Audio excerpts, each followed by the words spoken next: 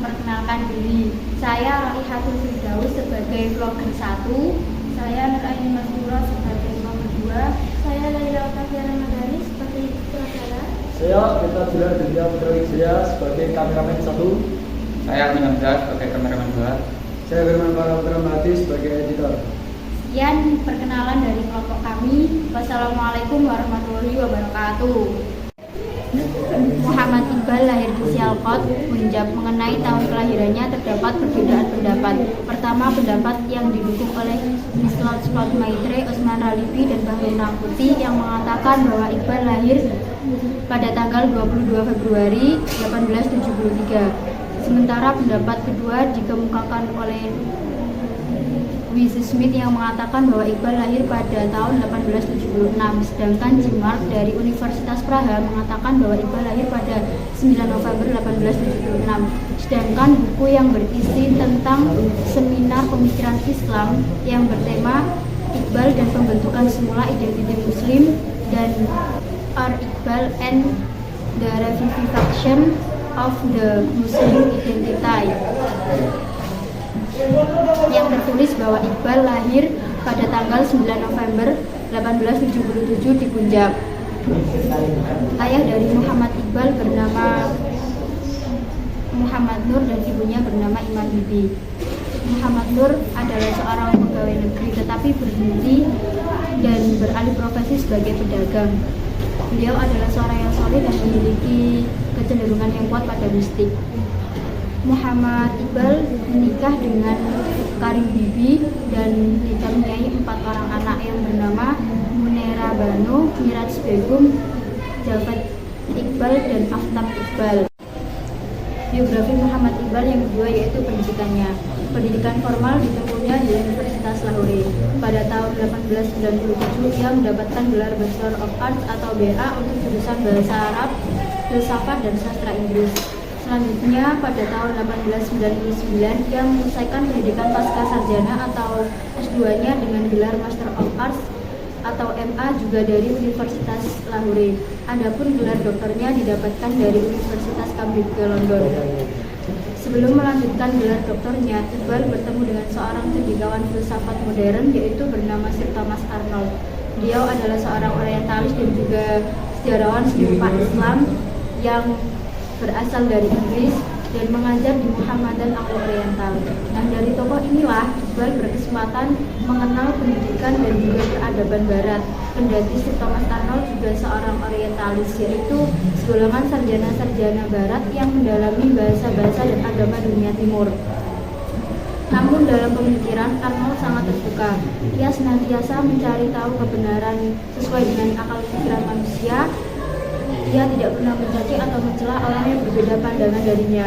Pemikiran Muhammad Iqbal yaitu yang pertama, ijtihad mempunyai kedudukan yang penting dalam pembaruan Islam dan pintu ijtihad tetap terbuka. Yang kedua, umat Islam perlu mengembangkan sikap dinamisme dalam syiarnya. Ia mendorong umat Islam untuk bergerak dan jangan tinggal diam. Yang ketiga, kemunduran umat Islam disebabkan oleh kebekuan dan kejumudan dalam berpikir. Yang keempat, umat Islam harus menguasai sains dan teknologi yang dimiliki oleh Barat.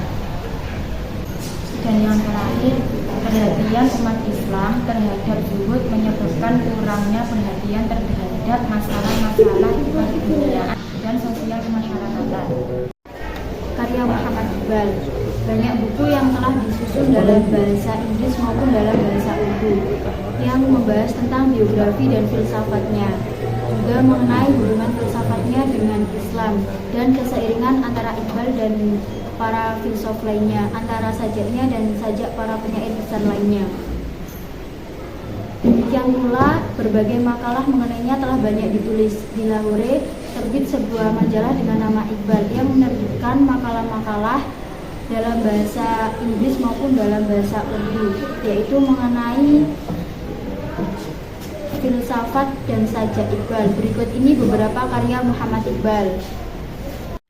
Yang pertama, Ilm al-Iqtisad. Ini merupakan risalah ekonomi yang ditulis Iqbal atas anjuran Thomas Arnold punya pada tahun 1903, yang isinya sebagai penjelasan akan pentingnya ilmu ekonomi serta hubungan dagang, sistem moneter, pembelanjaan, serta konsumsi dan mata uang.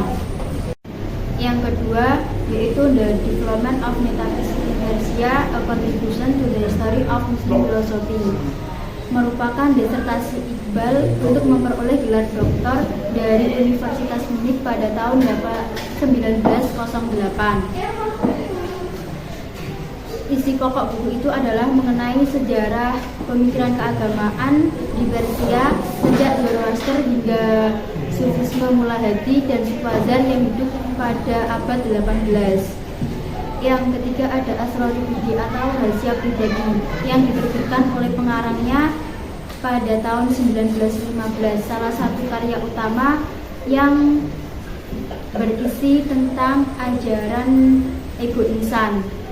Yang keempat ada Rumus Budi atau Rahasia Peniadaan Diri, diterbitkan di Lahore pada tahun 1918.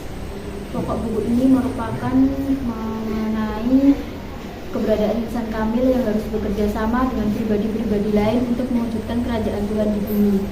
Yang kelima ada Payam Musrik atau sebuah pesan dari timur, diterbitkan di Lahore pada tahun 1923. Tema pokok buku ini adalah menjelaskan cara berpikir timur dalam hal Islam.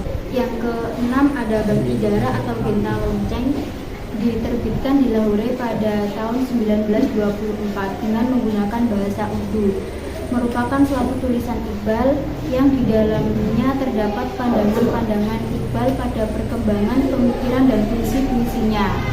Karya Muhammad Iqbal yang ketujuh yaitu Zaburi A'jam atau Taman Rahasia Baru, terbit di Lahore pada tahun 1927 dengan menggunakan bahasa Persia. Sebuah tulisan Iqbal yang membangkitkan semangat baru kepada dunia, yakni lewat kaum muda dan bangsa timur. Yang kedelapan yaitu The Reconstruction of Religious Thought in Islam, termasuk tulisan Iqbal yang terbesar dalam bidang filsafat dan berbentuk prosa. Yang kesembilan yaitu Jawabnama, tertulis dalam bahasa Persia, terbit pada tahun 1932 di Lahore. Buku ini menjelaskan tentang petualangan Iqbal ke berbagai planet. Saat berpetualang itulah Iqbal mengadakan dialog dengan para pemikir sufi, filsuf, politikus maupun pahlawan yang ada di berbagai planet yang disinggahnya. Yang ke-10 yaitu Musafir, tertulis dalam bahasa Persia. Buku ini terbit di Lahore pada tahun 1936. Inspirasi penulisan buku ini didapat pengarang saat mengadakan perjalanan ke Turki dan Afghanistan. Yang ke-11 yaitu Bal Jibril atau Sayap Jibril, tertulis dalam bahasa Urdu pada tahun 1938 di Lahore. Yang ke-12 yaitu Zarb Kalim atau Pukulan Nabi Musa, tertulis dalam bahasa Urdu pada tahun 1938 di Lahore. Yang terakhir atau yang ke-13 yaitu Armaghani Hijaz atau Hadiah dari Hijaz, tertulis dalam bahasa Urdu pada tahun 1938 di Lahore. Organisasi Muhammad Iqbal tahun 1926, ia terpilih sebagai anggota legislatif di Provinsi Punjab, Partai Persatuan Islam.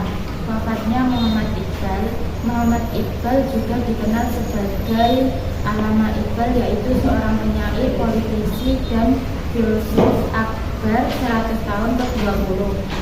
Beliau wafat di Lahore tanggal 21 April 1938 pada umur 60 tahun. Hal yang bisa kita teladani dari sosok Muhammad Iqbal yaitu yang pertama, sebagai generasi penerus kita harus memiliki semangat yang tinggi untuk membuat perubahan. Yang kedua, selalu bersifat optimis dan kreatif. Yang ketiga, mampu untuk mengambil segi positif dari kebudayaan lain dan mengabaikan segi positifnya untuk kemajuan dan perkembangan diri. Yang terakhir atau yang keempat, menjadi umat Islam yang mengikuti perkembangan zaman namun tidak mengikuti budaya atau adat yang bertentangan oleh agama Islam. Demikian biografi tentang Muhammad Iqbal, dan jangan lupa like, comment, and subscribe.